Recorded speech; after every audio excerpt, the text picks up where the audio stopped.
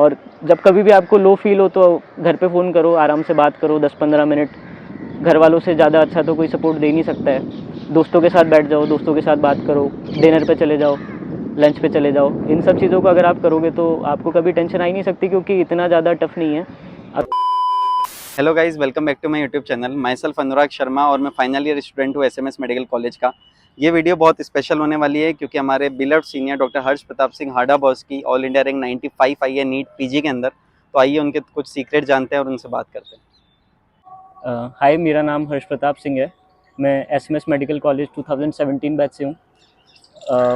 मेरा first attempt था, उसके अंदर मेरी 95 ऑल इंडिया रैंक आई है। किसी भी सब्जेक्ट को अप्रोच करने का सबसे, मेरे हिसाब से जो मुझे सबसे अच्छा तरीका लगा, जैसे मैंने मेरी सीनियर से सीखा कि सबसे पहले वीडियो देखो। जैसे मैंने मेन जो मेरा प्लेटफॉर्म यूज़ किया था, मैरो यूज़ किया था, तो मैं उसकी वीडियो देखता था, उसके नोट्स बनाता था। कोशिश करता था एक दिन में जितनी ज़्यादा वीडियो देख सकूँ, 6 या 7 घंटे तक अगर मैं वीडियो देख सकता था तो मेरा टारगेट इतना ही रहता था। उसका नोट्स बनाता था और मैं आइडियल तरीका, लोग कहते हैं रात में उसको वापस पढ़ के सो, बट मेरा ऐसा हो नहीं पाता, तो मैं वन गो के अंदर नोट्स पूरे करने की कोशिश करता था। तो अगर 4 या 5 दिन के अंदर कोई छोटा सब्जेक्ट पूरा किया, या फिर सर्जरी जैसा सब्जेक्ट 15 या 20 दिन के अंदर नोट्स पूरे कर लिए उसके, फिर उसके बाद मैं उसके पढ़ने की कोशिश करता था। हो नहीं पाता most of the times, but कोशिश करता था जितना हो सके उतना करने के लिए। और फिर उसके बाद में क्वेश्चंस मैंने इंटर्नशिप के अंदर स्टार्ट किए थे करना, क्योंकि मैंने प्री फाइनल और फाइनल के अंदर तो सिर्फ नोट्स बनाए थे, उनको फिर यूनिवर्सिटी एग्ज़ाम्स के टाइम पे उनको पढ़ने के लिए यूज़ किया था। बुक्स के साथ में as a second source use किया था कि बुक्स रहती थी, और जो चीज़ में मुझे लगता था कि नोट्स के अंदर ज़्यादा बेटर है, वो नोट्स उनके लिए यूज़ करता था। तो किसी भी सब्जेक्ट को हैंड रिटन नोट्स बेस्ट होते हैं मेरे हिसाब से, बट अगर किसी ने नोट्स लिए हैं, ऑलरेडी प्रिंटेड नोट्स लिए हैं, फिर आपको उसको ज़्यादा रिवाइज करना पड़ेगा, बट ठीक है, वो भी इतने यूज़फुल रहते हैं। लिखी हुई थी तो मैं पढ़ता था उस सब्जेक्ट को, छोटे छोटे टॉपिक्स में डिवाइड किया था कि अगर मैंने कुछ एनेस्थीसिया का जैसे स्टार्ट किया था मैंने सब्जेक्ट, तो मैंने उसकी हिस्ट्री पढ़ी, तो पहले मैंने हिस्ट्री वाला मॉड्यूल सॉल्व किया। उसके बाद मैंने जनरल एनेस्थीसिया पढ़ा तो उसका मॉड्यूल सॉल्व किया। कभी भी ऐसे नहीं किया कि पूरा सब्जेक्ट किया फिर उसके मॉड्यूल को सॉल्व कर रहा हूँ, क्योंकि उससे बहुत ज़्यादा मोनोटोनस हो जाता है। छोटे छोटे डेली टारगेट्स लेके चलते थे। और मोस्ट इंपॉर्टेंटली मेरे हिसाब से कुछ आपको खुद की यूनिक स्ट्रैटेजी निकालनी पड़ती है एक एग्ज़ाम को क्रैक करने के लिए। जैसे मैंने कोशिश की थी, मुझे ऐसा सबने बोला था कि प्रीवियस ईयर क्वेश्चंस ही होते हैं सब कुछ, यूजी के एग्ज़ाम में भी, पीजी के एग्ज़ाम में भी। बात बिल्कुल सही है। अब एग्ज़ाम देने के बाद मैं भी यही कहूँगा मेरे जूनियर्स को कि सब कुछ वही होते हैं।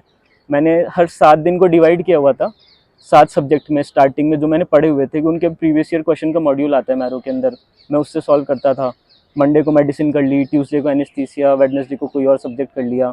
धीरे 7 सब्जेक्ट और ऐड किए तो एक दिन में 2 सब्जेक्ट, मॉर्निंग में एक मॉड्यूल, शाम को एक मॉड्यूल, इस तरीके से, ताकि प्रीवियस ईयर क्वेश्चंस जो हैं वो सॉल्व हो जाएं। आज इंटर्नशिप वाला टाइम होता है, अगर आपके पास नोट्स आपके ऑलरेडी हैं, वीडियोस आपने देखी हुई है, तो आपको जीटी के ऊपर सबसे ज़्यादा फोकस करना चाहिए, क्योंकि उससे आपको एक पूरा उसके अंदर बहुत ज़्यादा डीप एनालिसिस आता है कि आपको कौन सा सब्जेक्ट आपका सबसे स्ट्रॉन्गेस्ट है, कौन सा वीकेस्ट है। मेरा हमेशा एनाट और बायोकेमिस्ट्री वीकेस्ट था, तो मैंने उसके ऊपर थोड़ा स्पेशल ध्यान दिया, टीचर से बात करी, उस सब्जेक्ट की टीचर से, उनकी वीडियोस ज़्यादा देखी, रिवीजन वीडियोस देखी। उसके बाद मेरे पेपर में एनाट और बायोकेमिस्ट्री भी उतने ही अच्छे हुए जितना मेरे स्ट्रॉन्गेस्ट सब्जेक्ट मेडिसिन या फिर रेडियोलॉजी से ही हुआ था। जैसे हमारे कॉलेज में इंटर्नशिप इतनी ज़्यादा हेक्टिक होती नहीं है। बहुत ऐसा भी नहीं है बिल्कुल नहीं जाना होता था, बट जिस भी दिन जाना होता था उस दिन सुबह ही डिसाइड कर लेता था कि अगर मुझे वहाँ पे टाइम मिल रहा है तो मैं पढ़ने का नहीं रखता था कभी भी वार्ड के अंदर या फिर ओपीडी के अंदर बैठ के, क्योंकि मुझे लगता था कि उससे वेस्ट हो रहा है। अगर मैं एक पेज पढ़ रहा हूँ वहाँ पे पूरी अटेंशन के साथ, तो मेरे मन के अंदर हो जाएगा कि मैंने पढ़ लिया है, बट वो इतना अच्छे से होगा नहीं। तो मैं सिर्फ क्वेश्चन करने का रखता था। मुझे टाइम मिला तो मैंने एक क्वेश्चन, कोई प्रीवियस ईयर क्वेश्चन सॉल्व कर लिया, उसका एक्सप्लेनेशन पढ़ लिया। अगर कोई बहुत ज़्यादा हेक्टिक दिन होता था, जिस दिन मुझे बिल्कुल टाइम नहीं मिल रहा है, उस दिन भी मैं कभी ऐसे छोड़ता नहीं था कि यार आज तो बहुत ज़्यादा हो गया, आज पढ़ेंगे नहीं। रोज़ कुछ ना कुछ पढ़ना है, क्योंकि हो सकता है कि कोई दिन हेक्टिक हो, लेकिन सारे दिन हेक्टिक नहीं होते हैं। किसी दिन आपका एडमिशन होगा, उस दिन आपको हो सकता है कम टाइम मिले, बट कुछ ना कुछ करने का, कुछ ना कुछ पढ़ने का, कोई भी आप पॉइंट तो पढ़ ही सकते हो। और जिस टाइम पे आप वार्ड में, उस टाइम पे जो भी चीज़ आप वहाँ पे सीख रहे हो, आपके सामने अगर वहाँ पे वैक्यूटेनियर्स रखे हैं, उसके कलर आप पढ़ सकते हो, रेसिडेंट से पूछ सकते हो। अगर आप एलपी कर रहे हो तो आप उसका प्रोसीजर पढ़ सकते हो, कॉन्ट्राइंडिकेशंस पढ़ सकते हो। जो भी आपको वहाँ पे दिख रहा है, आपके सामने जो भी चीज़ है, आप फोमो में मत रहो कि यार मैं यहाँ पे कर रहा हूँ, रूम पे कोई पढ़ रहा है, लाइब्रेरी के अंदर कोई पढ़ रहा है, सबकी यूनिट्स अलग होती है, सबके अंदर अलग तरह का काम होता है। आपके साथ में जो चीज़ है, आपके हाथ में जो चीज़ है, आपको जो दिख रहा है, वहाँ पे जो प्रोसीजर्स हो रहे हैं, जो सर्जरीज में जिसको आप अटेंड कर रहे हो, या फिर जो भी आपको केस दिख रहा है, आप उसके बारे में पढ़ सकते हो, क्योंकि सब कुछ आता है एग्जाम के अंदर, ऐसा कुछ भी नहीं है कि वो आएगा नहीं। अगर आप वैक्यूटेनर के बारे में भी क्वेश्चन आता है, और सिरिंजेस के बारे में क्वेश्चन आ जाता है, एबीजी के बारे में अगर आप पढ़ रहे हो तो एबीजी का क्वेश्चन भी एम्स में आया हुआ है पहले की ही पैरेंट को, उसके अंदर कैसे यूज़ करेंगे। तो सब चीज़ें जो आप वहाँ पे हो, उसको आप अपनी पढ़ाई के अंदर ऐड कर सकते हो। और बस सोच के चलना है कि कितना भी हेक्टिक दिन हो, मैं पढ़ के चलूँगा, पढ़ूंगा मैं। क्योंकि बीच में चिल पोस्टिंग्स भी आती है सबकी, जहाँ पे बहुत कम जाना होता है, इस तरह की पोस्टिंग्स भी आती है। उस टाइम पे आप अपना इस तरह से सिलेबस मेंटेन करके रख सकते हो, मैनेज कर सकते हो कि जब हेक्टिक पोस्टिंग्स आए थोड़ी, तो आप थोड़े से ऐसे जो लाइट सब्जेक्ट्स हैं, जो आपको अच्छे लगते हैं, सबके लिए अपना एक लाइट सब्जेक्ट होता है, आप तब वो सब्जेक्ट आप तब कर सकते हो। और जब आपकी बहुत ज़्यादा चिल पोस्टिंग्स आए, तब आप थोड़ा सा जो आपको हैवी सब्जेक्ट लगता है कि इसके अंदर आपको बहुत ज़्यादा दिमाग मारना पड़ेगा, आपका मूड ख़राब हो जाएगा, आप वो कर सकते हो। और सब जब भी मैं कोई सब्जेक्ट पढ़ता था तो मैं उसके शॉर्ट नोट्स बनाने की कोशिश करता था। जब मैंने किसी सब्जेक्ट को पहली बार पढ़ा तब भी मैंने उसके शॉर्ट नोट्स बनाए थे, फिर उनको डिस्कार्ड कर दिया। जब सेकंड बार मैंने उस सब्जेक्ट को पढ़ा तो और ज़्यादा छोटे शॉर्ट नोट्स बनाए। लास्ट में आते आते मेरा कोई जो छोटा सब्जेक्ट था, फॉर एग्जांपल साइकेट्री है, वो 2 पेज में मेरा कवर हो गया था। एनेस्थीसिया 1 पेज में हो गया था। मेडिसिन सर्जरी 10 पेज में मैंने करने की कोशिश की थी। और उन पेजेस के अंदर मैंने लिखा क्या था, उन पेजेस के अंदर लिखा ये था कि जो मुझे लगता था कि मेरे वीक पॉइंट्स हैं, मुझे कोई टेबल अगर ऐसा लगता था कि मुझे ये याद नहीं है, तो मैंने उस टेबल को उसके अंदर ऐड किया। जो क्वेश्चन मेरे जीटी के अंदर गलत होते थे, उन क्वेश्चंस को मैंने ऐड किया। जो हाई यील्डिंग पॉइंट्स थे उनको ऐड किया मैंने। जो हाई यील्डिंग पॉइंट्स का अपने को आइडिया लग जाता है जब अपन क्वेश्चन बैंक सॉल्व करते हैं, टेस्ट सीरीज़ देते हैं, उससे आइडिया लग जाता है। तो मैंने जब एग्ज़ाम के लास्ट 7 दिन बचे थे, तब मेरे पास शॉर्ट नोट्स थे मेरे पास अवेलेबल सारे सब्जेक्ट्स के, जिनको मैंने पढ़ा। 100 पेज थे करीब, तो उसके अंदर मेरा सारा हो गया था पूरा। तो शॉर्ट नोट्स हमेशा जब भी आप पहली बार पढ़ो या फिर लास्ट बार पढ़ो, आप बनाने की कोशिश करो, क्योंकि हमेशा अपने पास एक होता है थोड़ा सा स्कोप उसको और छोटा कर देने का, कि कभी 10 पेज में आएगी वही चीज़ 5 पेज में हो जाएगी, 2 पेज में हो जाएगी, क्योंकि ज़्यादातर चीज़ें अपने को टाइम के साथ में याद होती जाती है। बट कुछ चीज़ें होती है इतनी ज़्यादा वो बिल्कुल रटने की होती है, तो आपको लिखना ही पड़ेगा, शॉर्ट नोट्स तो बनाने ही पड़ेंगे। पार्टीज़ और बाकी सब चीज़ें तो एक इंटीग्रल पार्ट है। आप अगर कंटिन्यूसली आप सोचोगे कि पढ़ाई करनी है, तो आप पहली बात तो बर्नआउट हो जाओगे, दूसरी बात ये पॉसिबल नहीं है। आप सोचोगे कि मैं पार्टी नहीं करूँगा, फिर आपको करनी पड़ेगी पार्टी, क्योंकि कुछ ना कुछ तो होता है। यूजी वाला टाइम नहीं है कि आप कोटा में और सीकर में हो और आप दिन रात पढ़ाई कर रहे हो, उसके बाद आप सो रहे हो, सुबह उठ रहे हो, वापस क्लास जा रहे हो एलएन की।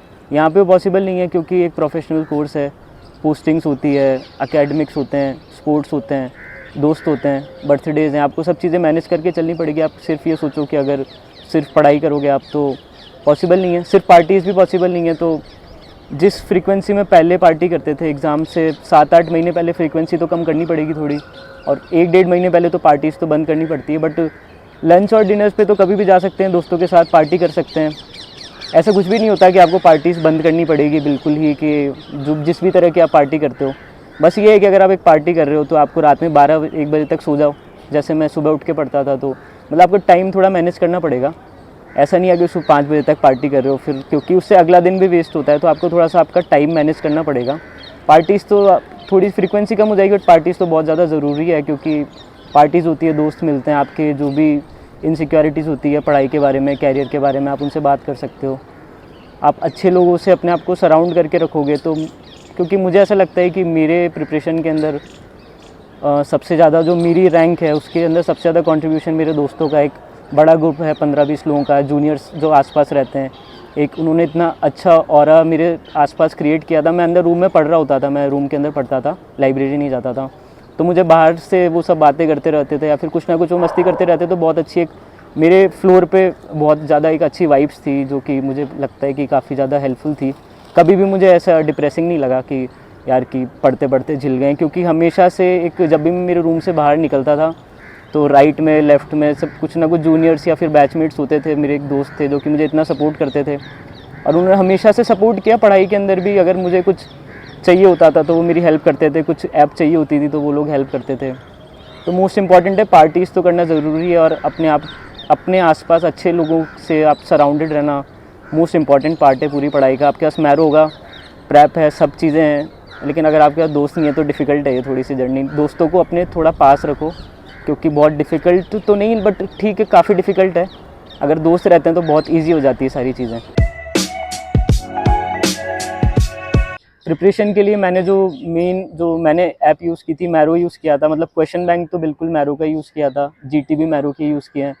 वीडियोज़ सारी मैंने मैरो से देखी है। 4 सब्जेक्ट जो मुझे थोड़ा लगा था कि दूसरे टीचर्स के बेटर हैं, मेरा पर्सनल ओपिनियन है, कई लोगों के लिए दूसरे टीचर्स अच्छे हो सकते हैं। मैंने एनआर्ट देखी थी भाटिया से, अश्विनी सर से। मुझे बहुत ज़्यादा, मैंने उनकी ऑफलाइन क्लास अटेंड की थी तो मुझे एनआर्ट से तब बहुत ज़्यादा प्यार हो गया था, क्योंकि बहुत बेकार सब्जेक्ट लगता था मुझे पहले। उसके अलावा मैंने ऑर्थो तुषार सर से डैम से की है, साइकेट्री सचिन सर डैम से की है, और पैथोलॉजी भी मैंने भाटिया से की है प्रवीण सर से, क्योंकि मुझे लगता था कि उन्होंने काफ़ी ज़्यादा कंसाइज पढ़ाया है, जो कि मेरा काम इजीली हो गया था, काफ़ी बहुत ज़्यादा इजीली। उनके रिवीजन वीडियोस भी अवेलेबल हैं यूट्यूब पे। तो मेरी मेन जो ऐप है, आपको जो भी अच्छा लगता है, आप हर टीचर की अब वीडियोस अवेलेबल है यूट्यूब के ऊपर, थोड़ी थोड़ी आधे घंटे की, जो भी आप देख के आपको पसंद हो आप उसकी कर सकते हो। कोई ऐसा कुछ भी नहीं होता ये टीचर इस सब्जेक्ट का बेस्ट है, ये टीचर अपने लिए बेस्ट है, इस तरह का होता है। कई लोगों को ऑर्थो में कोई और टीचर अच्छा लग सकता है, मुझे ये सूट किए क्योंकि इनके नोट्स छोटे थे थोड़े, मुझे इनकी बात ज़्यादा अच्छे से समझ में आती थी। बाकी आप जो भी टीचर, आप सबकी यूट्यूब पे वीडियोस देख सकते हो, और जो आपका पर्सनल एक है आप वो डिसाइड कर सकते हो। किसी और का फेवरेट अपना फेवरेट बनाना कोई ऐसा ज़रूरी नहीं है।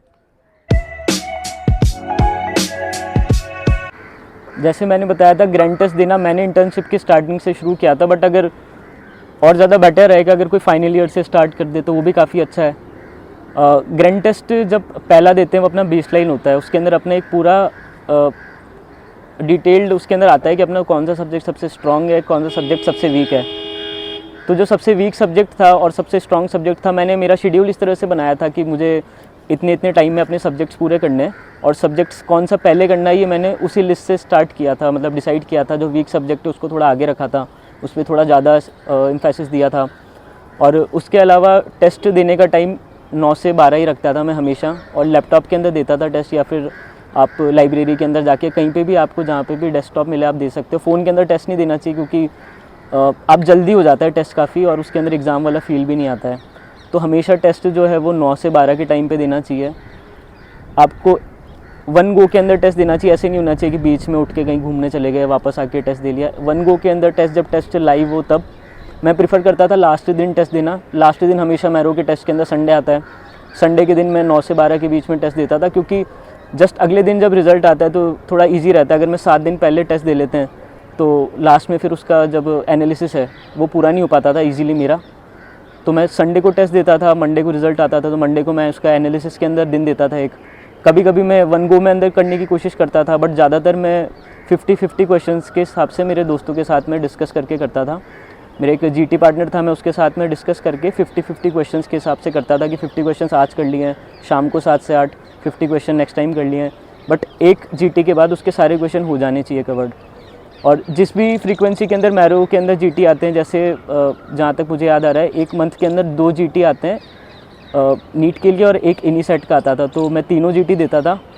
और कभी कभी इनीसेट वाला मिस हो जाता था, बट नीट वाले सारे मैंने जीटी दिए हैं। और जीटी का टाइम वही रखना चाहिए 9 से 12। अगर आप किसी दिन नहीं दे पा रहे हो तो आप उसको एक दिन पहले दे लो, बट हमेशा 9 से 12 रहना चाहिए, क्योंकि एक आपका एक रिदम बन जाती है फिर, क्योंकि मेन जो अपना एग्ज़ाम है वो 9 से 12 के बीच में ही होता है, तो आप उस टाइम पे कंफर्टेबल होते हो, आपका दिमाग ज़्यादा एक्टिव होता है। A great thanks to Hada boss. अगर आपको ये वीडियो हेल्पफुल लगी तो प्लीज़ लाइक, शेयर और कमेंट करें। Thank you.